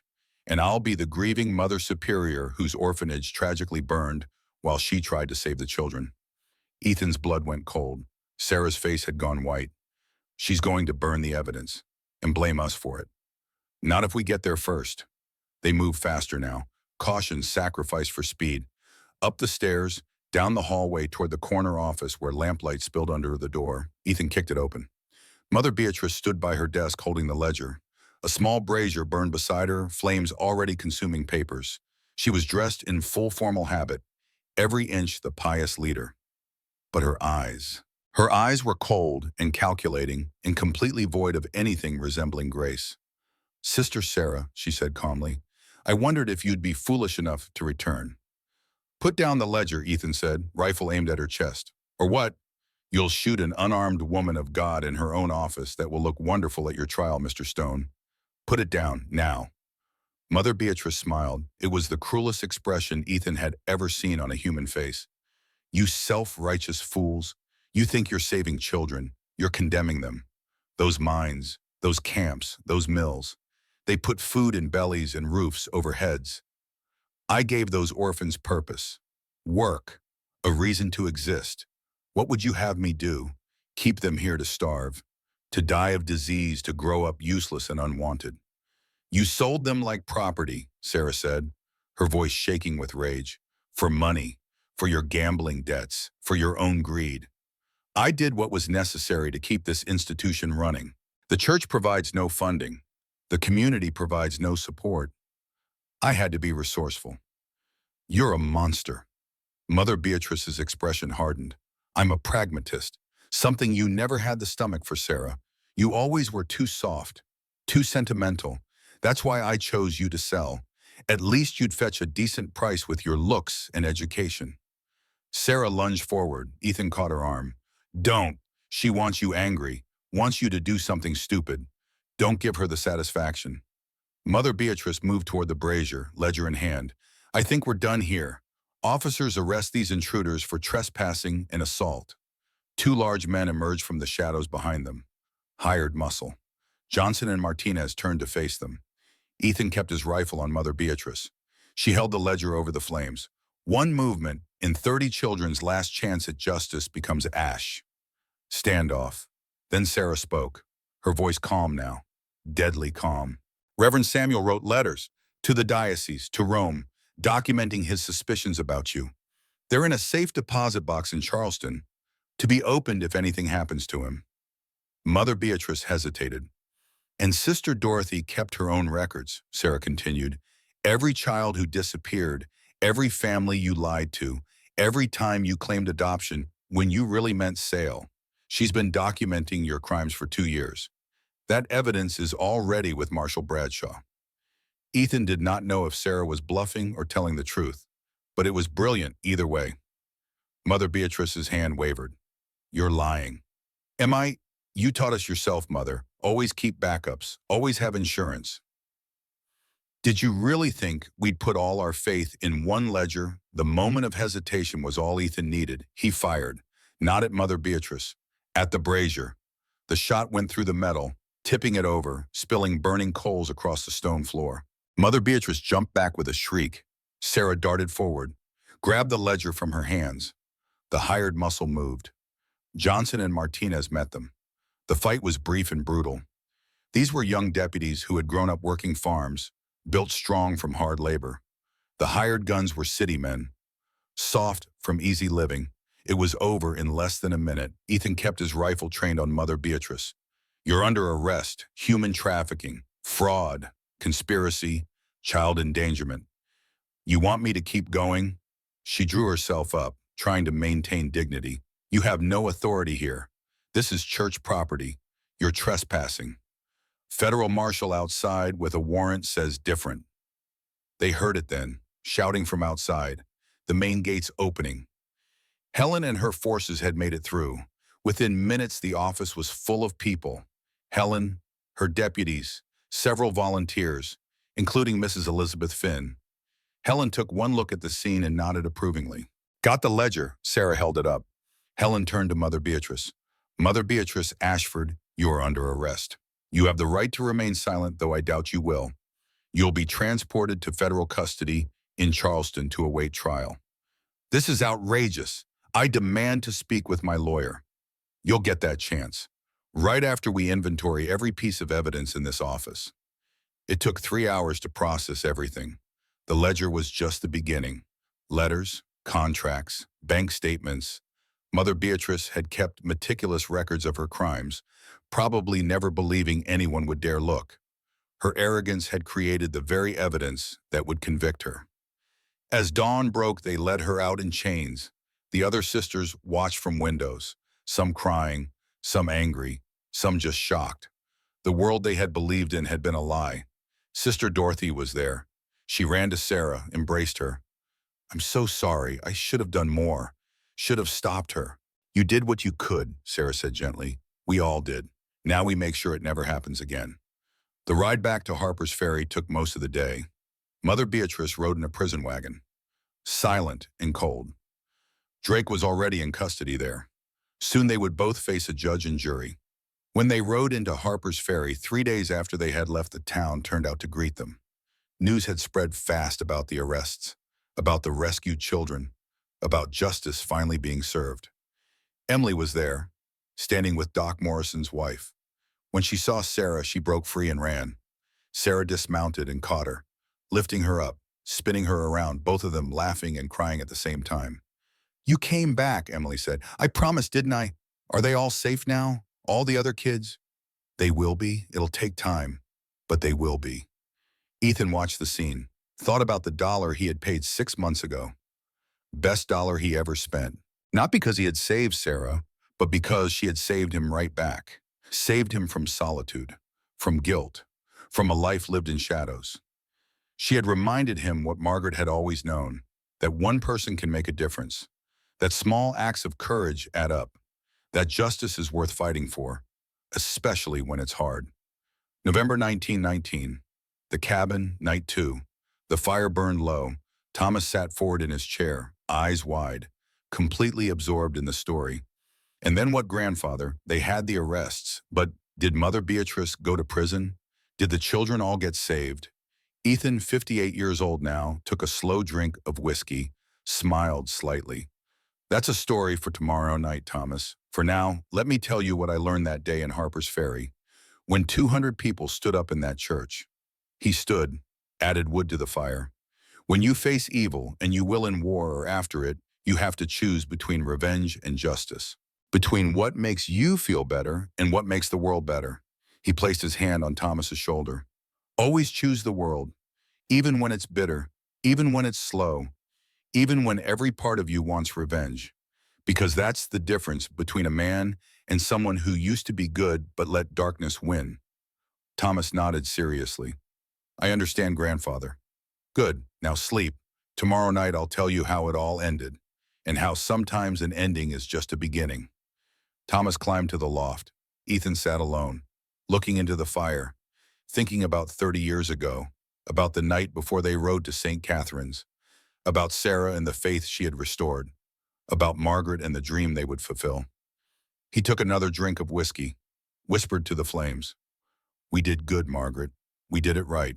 And tomorrow I'll tell our grandson how it all ended." The fire flickered. The snow fell outside. And in the silence of that cabin, Ethan felt something he had not felt in years. Peace.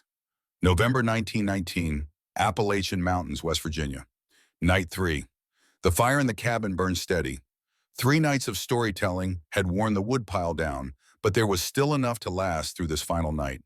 Ethan Stone sat in Margaret's chair, the one she had loved because it faced the hearth just right.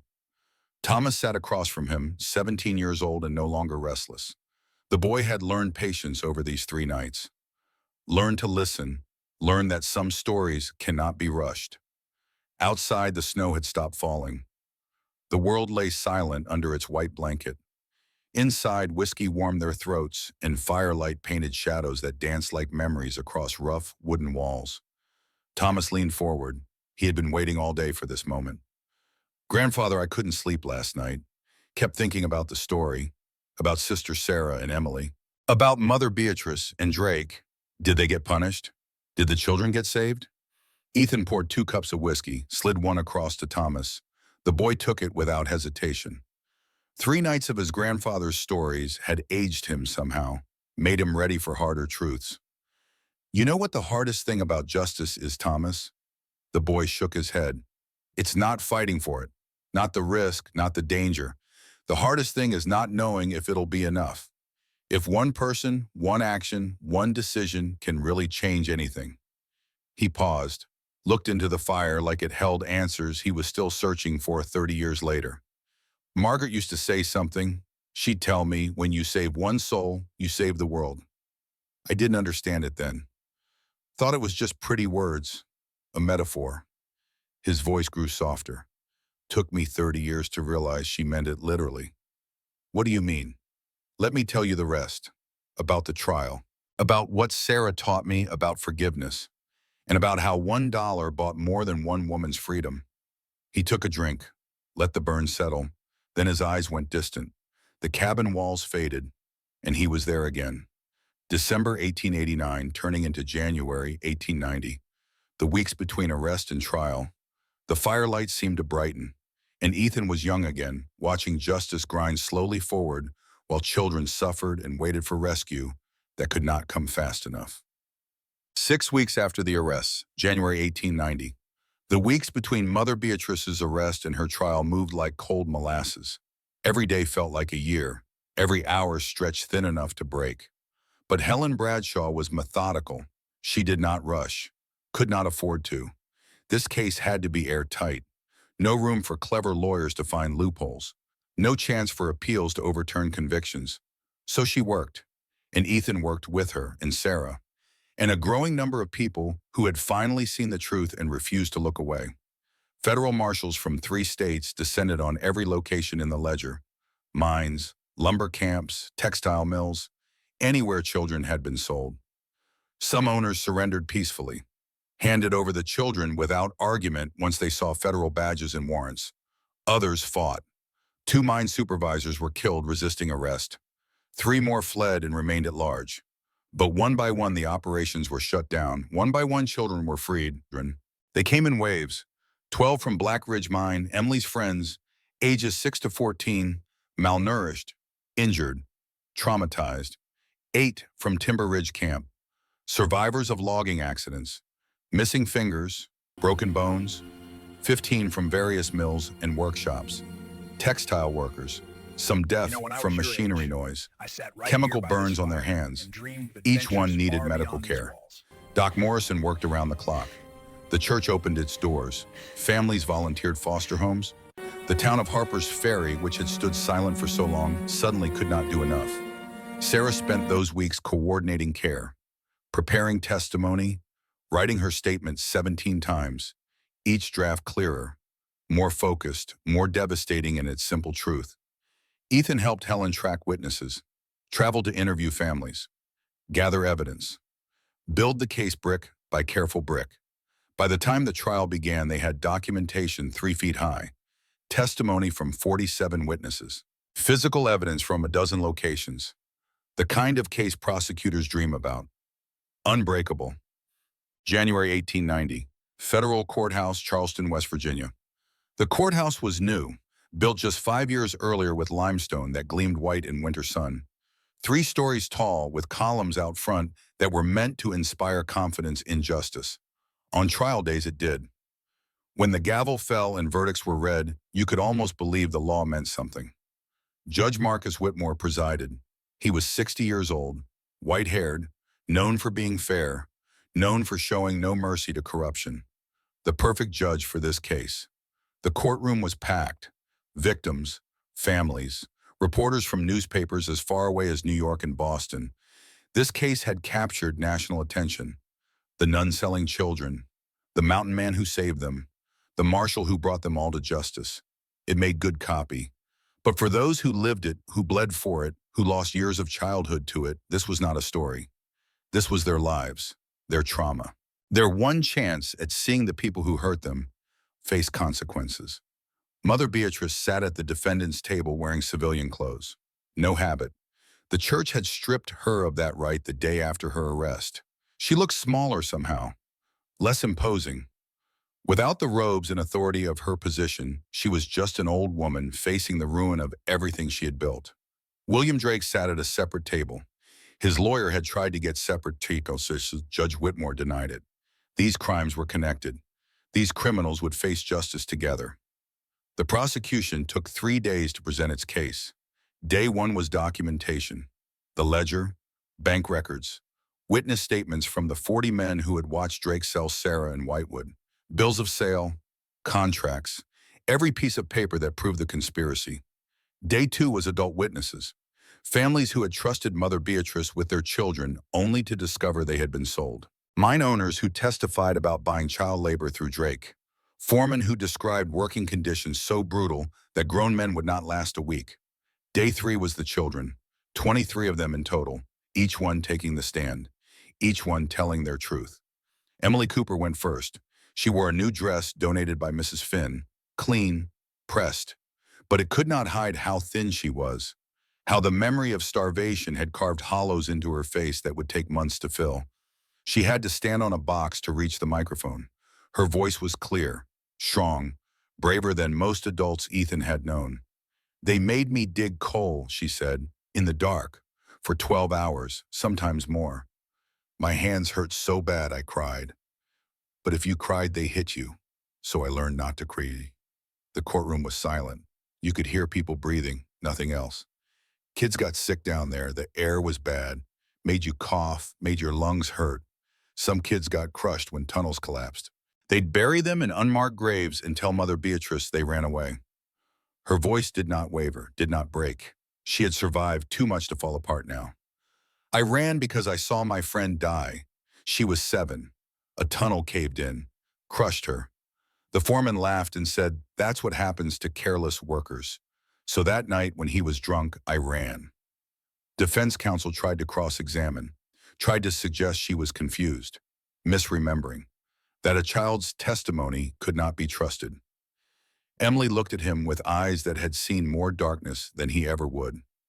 I remember everything.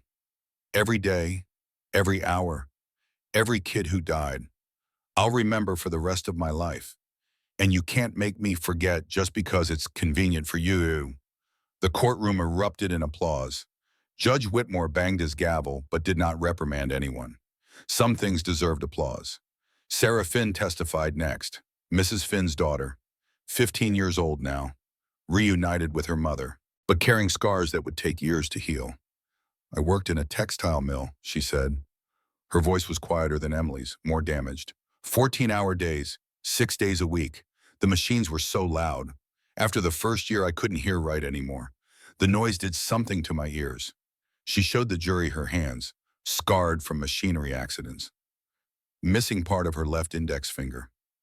The supervisor said we were lucky to have jobs, said we should be grateful. But they locked the doors during shifts, said it was to keep us from being lazy. But really, it was so we couldn't run away. She looked at Mother Beatrice, the woman who had promised her mother that Sarah would find a good family, that she would be safe, that she would write letters. You told my mother I was adopted. You told her I was happy. You lied. And she believed you because she trusted the church, trusted you, and you sold me for $15 like I was livestock. Her voice finally broke on those last words, but she kept going, kept testifying, because some truths have to be spoken even when it hurts. Thomas Reed took the stand, 11 years old, small for his age. Lumber camp work had stunted his growth, but his mind was sharp, his memory perfect. I saw a boy die at the camp, he said, his voice flat, emotionless, the way people sound when they have to disconnect to survive telling their story. His name was James. He was 9. A tree fell wrong, crushed him. The foreman said it was his fault for standing in the wrong place. They buried him that night. No marker, no prayer, just a hole in the ground. 23 children, 23 testimonies, each one worse than the last, each one driving home the systematic nature of what had been done. This was not a few isolated incidents. This was industrial-scale child trafficking disguised as religious charity. By the time the last child finished testifying, there was not a dry eye in the courtroom. Even the judge had to pause, wipe his glasses, compose himself before continuing.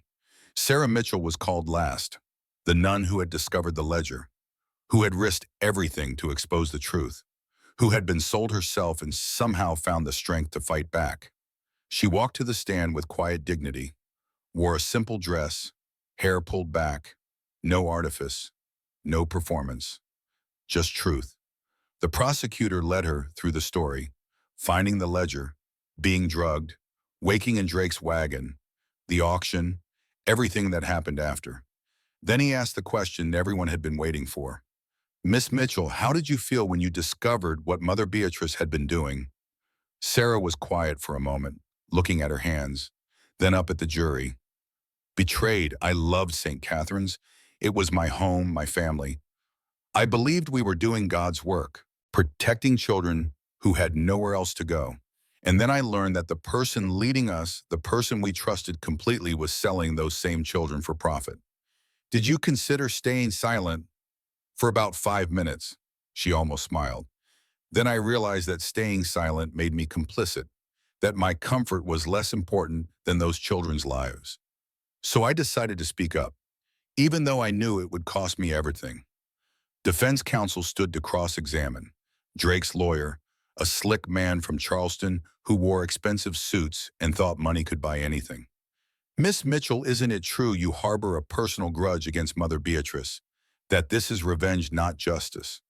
Sarah looked at him calmly. I don't want revenge. I want those children safe. I want Mother Beatrice unable to hurt anyone else. I want the law to work the way it's supposed to. If that's revenge, then yes, I'm guilty. The courtroom burst into applause again.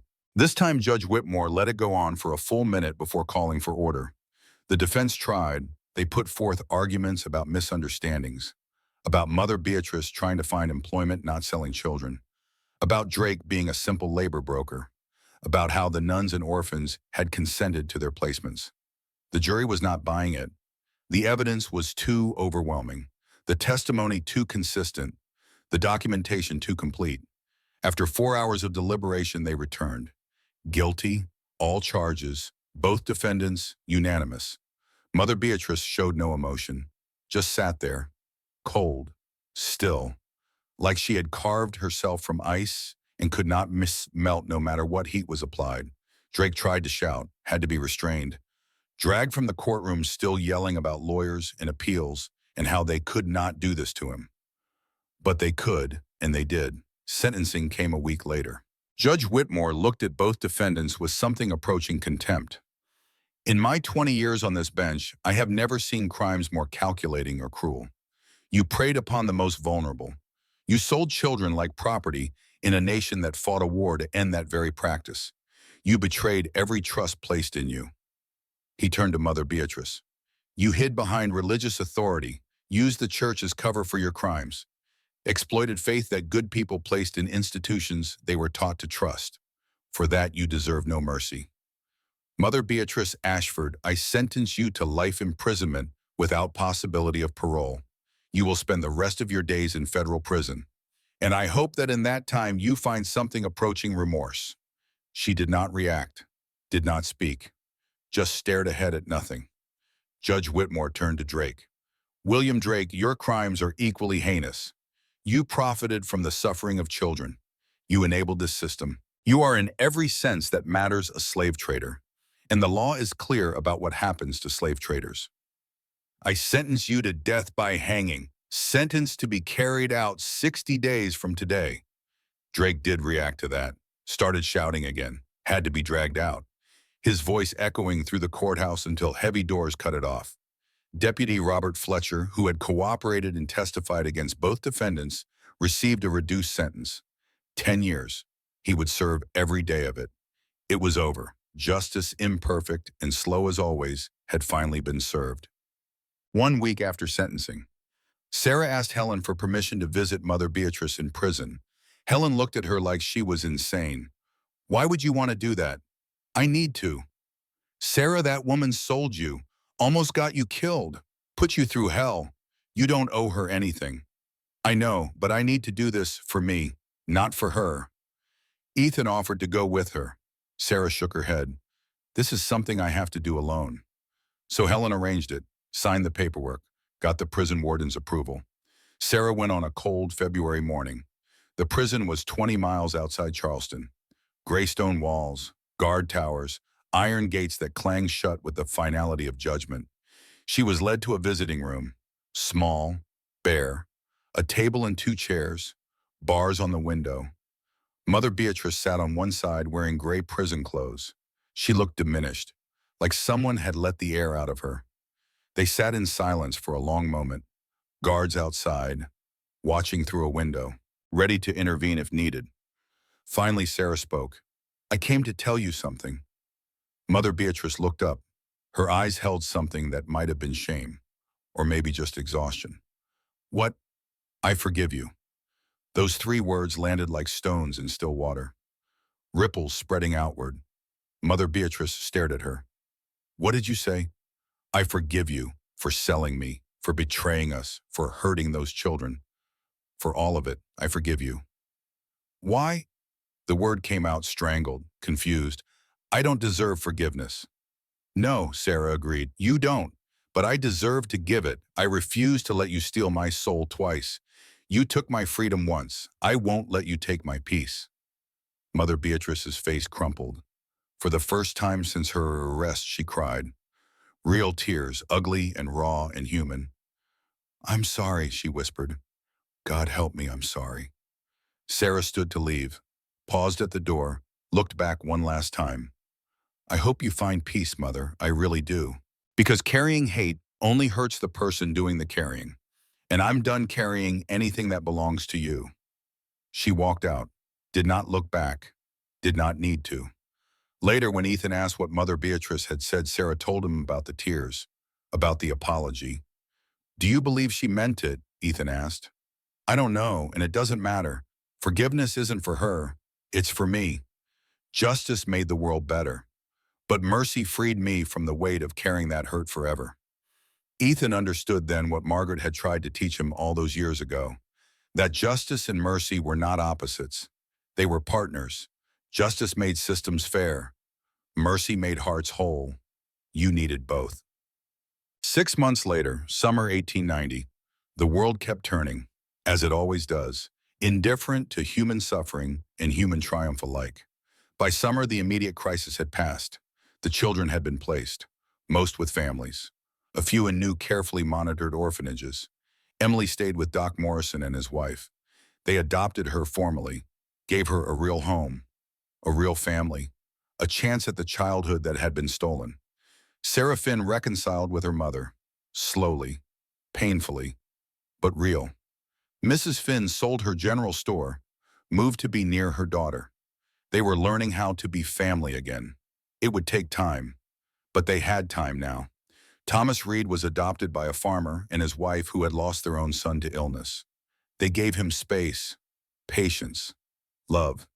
He was learning to smile again, learning that not all adults were cruel. The other children scattered to new homes, new lives, new chances, and Sarah Mitchell returned to St. Catherine's.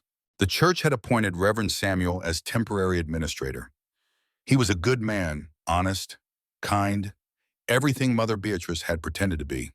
He asked Sarah to help rebuild, to transform the convent into what Margaret had always wanted it to be, a true sanctuary, a real home for children who had nowhere else to go. Sarah accepted. Ethan visited her there 6 months after the trial, rode up through mountains that Margaret had loved, past trees she had climbed as a child, along trails she had walked as a young nun before she met him and changed both their lives. The convent looked different already. The oppressive silence was gone, replaced with something lighter. Children played in the courtyard. Actually played, with laughter and running and the chaos of youth unafraid. Sister Dorothy ran the day-to-day operations, efficient and kind in equal measure. Reverend Samuel provided spiritual guidance, and Sarah taught the children. Not just reading and writing, but critical thinking, how to question authority, how to stand up for themselves, how to recognize when someone in power was abusing that power. She was teaching them to never be victims again. Emily Cooper was there. She had decided to stay, to help the younger children. "I remember what it felt like to be scared," she said. "Want to make sure no kid here ever feels that way." Sarah met Ethan in the garden, the same garden Margaret had tended years ago, where she had grown herbs for medicine and vegetables for the kitchen. Sarah had planted roses along one wall, red and white, symbols of love and purity. "How's the work?" Ethan asked. "Hard, good. We're taking in more children than we can really handle. The diocese keeps sending us cases, kids from all over who need a safe place. You need help. Always, why Bushcombe? Ethan explained his idea, something Helen and he had been discussing for weeks. Creating a network.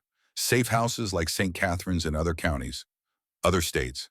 Places where children escaping bad situations could find refuge. Federal marshals would coordinate transport and investigations. Sarah's eyes lit up. That's brilliant. That's exactly what's needed. We'll need people to run them, people with experience, people who understand what these kids have been through. You're offering me a job, Ethan Stone. More like asking you to expand what you're already doing, keep St. Catherine's, but help us build more, train others, share what you've learned. Sarah was quiet for a moment, then nodded. Margaret would have loved this idea, a network of protection, a safety net. She would have, probably would have told us we took too long to think of it. She would have been right. They walked through the garden together, past herbs that would become medicine, past vegetables that would feed hungry children, past roses that bloomed despite everything. I still think about that day, Sarah said, when you paid $1 for me, when you could have walked away and done nothing. Everything that's happened since, all the children we've saved, it all started with that choice. You made choices too, Ethan reminded her. Every step. You could have stayed silent, stayed hidden, stayed safe. You didn't. We made choices together. That's why it worked. They stopped by a small stone marker, Margaret's grave, moved here from Ethan's mountain with the church's permission. I talk to her sometimes, Sarah admitted. Tell her about the children, about what we're doing. I hope she can hear. If anyone can, it's Margaret. She was never good at staying quiet.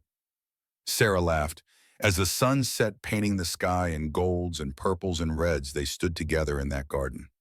Two survivors, two warriors, two people who had learned that the smallest act of defiance, the simplest choice to do right when wrong, was easier, could change everything.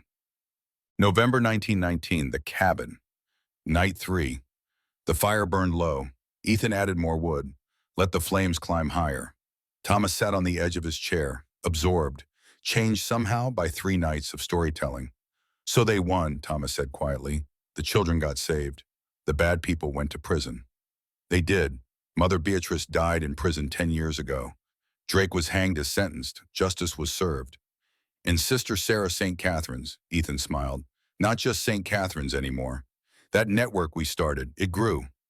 47 safe houses now across 7 states. Sarah trained over 200 caregivers. Conservative estimate says we've saved more than 3,000 children in 30 years. Thomas's eyes widened. 3,000 all because you paid $1. $1 for Sarah's freedom. But what she gave me back was worth infinitely more. He stood, crossed to the window, looked out at snow that had started falling again, soft, gentle, like the world was being made clean. Sarah taught me what Margaret had tried to teach me all along, that one person matters, that small acts of courage add up, that justice is worth fighting for, especially when it's hard. He turned back to Thomas. Tomorrow you board that train to war. You'll see terrible things. Face choices no 17-year-old should have to make. You'll be called to do things you know are wrong or stand up for what's right. His voice grew stronger, clearer. When that moment comes, and it will come, remember this. One soul. Save one soul, you save the world. Don't ever think you're too small to matter. Don't ever think one act of courage is too small to make a difference. He moved to his coat hanging by the door, reached into the pocket, pulled out a small leather pouch, crossed back to Thomas, placed it in the boy's hands. Open it. Thomas untied the cord, reached inside, pulled out a single silver dollar coin. Old, worn, but still bright as the firelight. What is this? That's the dollar, the one I paid for Sarah 30 years ago? Thomas stared at it. But how? I thought Drake kept it. Sarah found it years later, in Drake's possessions after he was executed. She gave it to me, told me to give it to someone who needed to remember that one soul is worth everything. He closed Thomas's fingers around the coin. Now I'm giving it to you. Take it with you. When you're out there, and you see someone who needs help, don't think, I'm just one person, what can I do? Think this, if I save one, I save the world. Thomas tucked the coin into his uniform pocket, over his heart where it would stay warm and safe. I won't forget grandfather, I promise. They embraced, old man and young, one generation passing wisdom to the next. Good, because the world needs people like you, people who know the value of a soul, people willing to fight for what's right even when it costs something. Thomas climbed to the loft. Ethan sat alone by the fire. He raised his cup of whiskey, spoke to the flames, to Margaret, to Sarah, to all those who had taught him.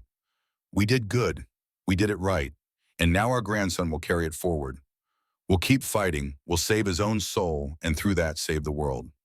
The fire flickered and danced. The snow fell soft outside. And in the silence of that cabin, Ethan felt complete. Not because the work was finished, but because he had passed it forward, had taught the lesson, had given his grandson the tools to change the world. That was all Margaret had ever asked. That was all Sarah had ever hoped.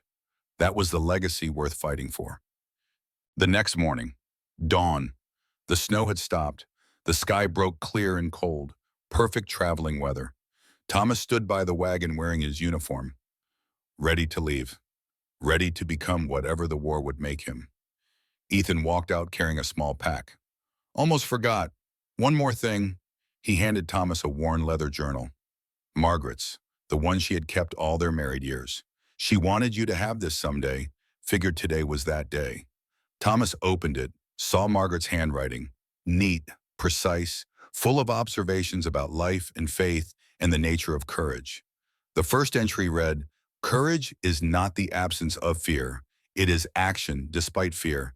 It is choosing right when every part of you wants to choose easy." Thomas looked up, eyes bright with tears he was trying not to shed. "Thank you, grandfather, for everything, for the stories, for the wisdom, for this." He touched the pocket holding the dollar. They embraced one final time. Thomas climbed into the wagon. The driver snapped the reins. The horses started forward. As the wagon pulled away, Thomas turned back, waved.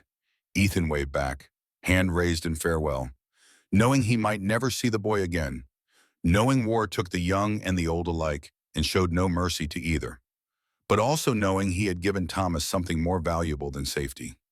He had given him understanding, the knowledge that one person matters, that one act of courage can ripple out across years and decades and generations, that one soul saved can change the world. The wagon disappeared over the horizon. Ethan stood watching long after it vanished. Then he turned back to the cabin, threw more wood on the fire, sat in Margaret's chair, closed his eyes, and whispered to the woman he still loved 30 years after losing her. "We did good, sweetheart. We passed it forward. Now someone else carries the torch." He opened his eyes, looked at the fire, thought about a dollar spent 30 years ago that had bought so much more than one woman's freedom. It had bought a chance, an opportunity to make things right.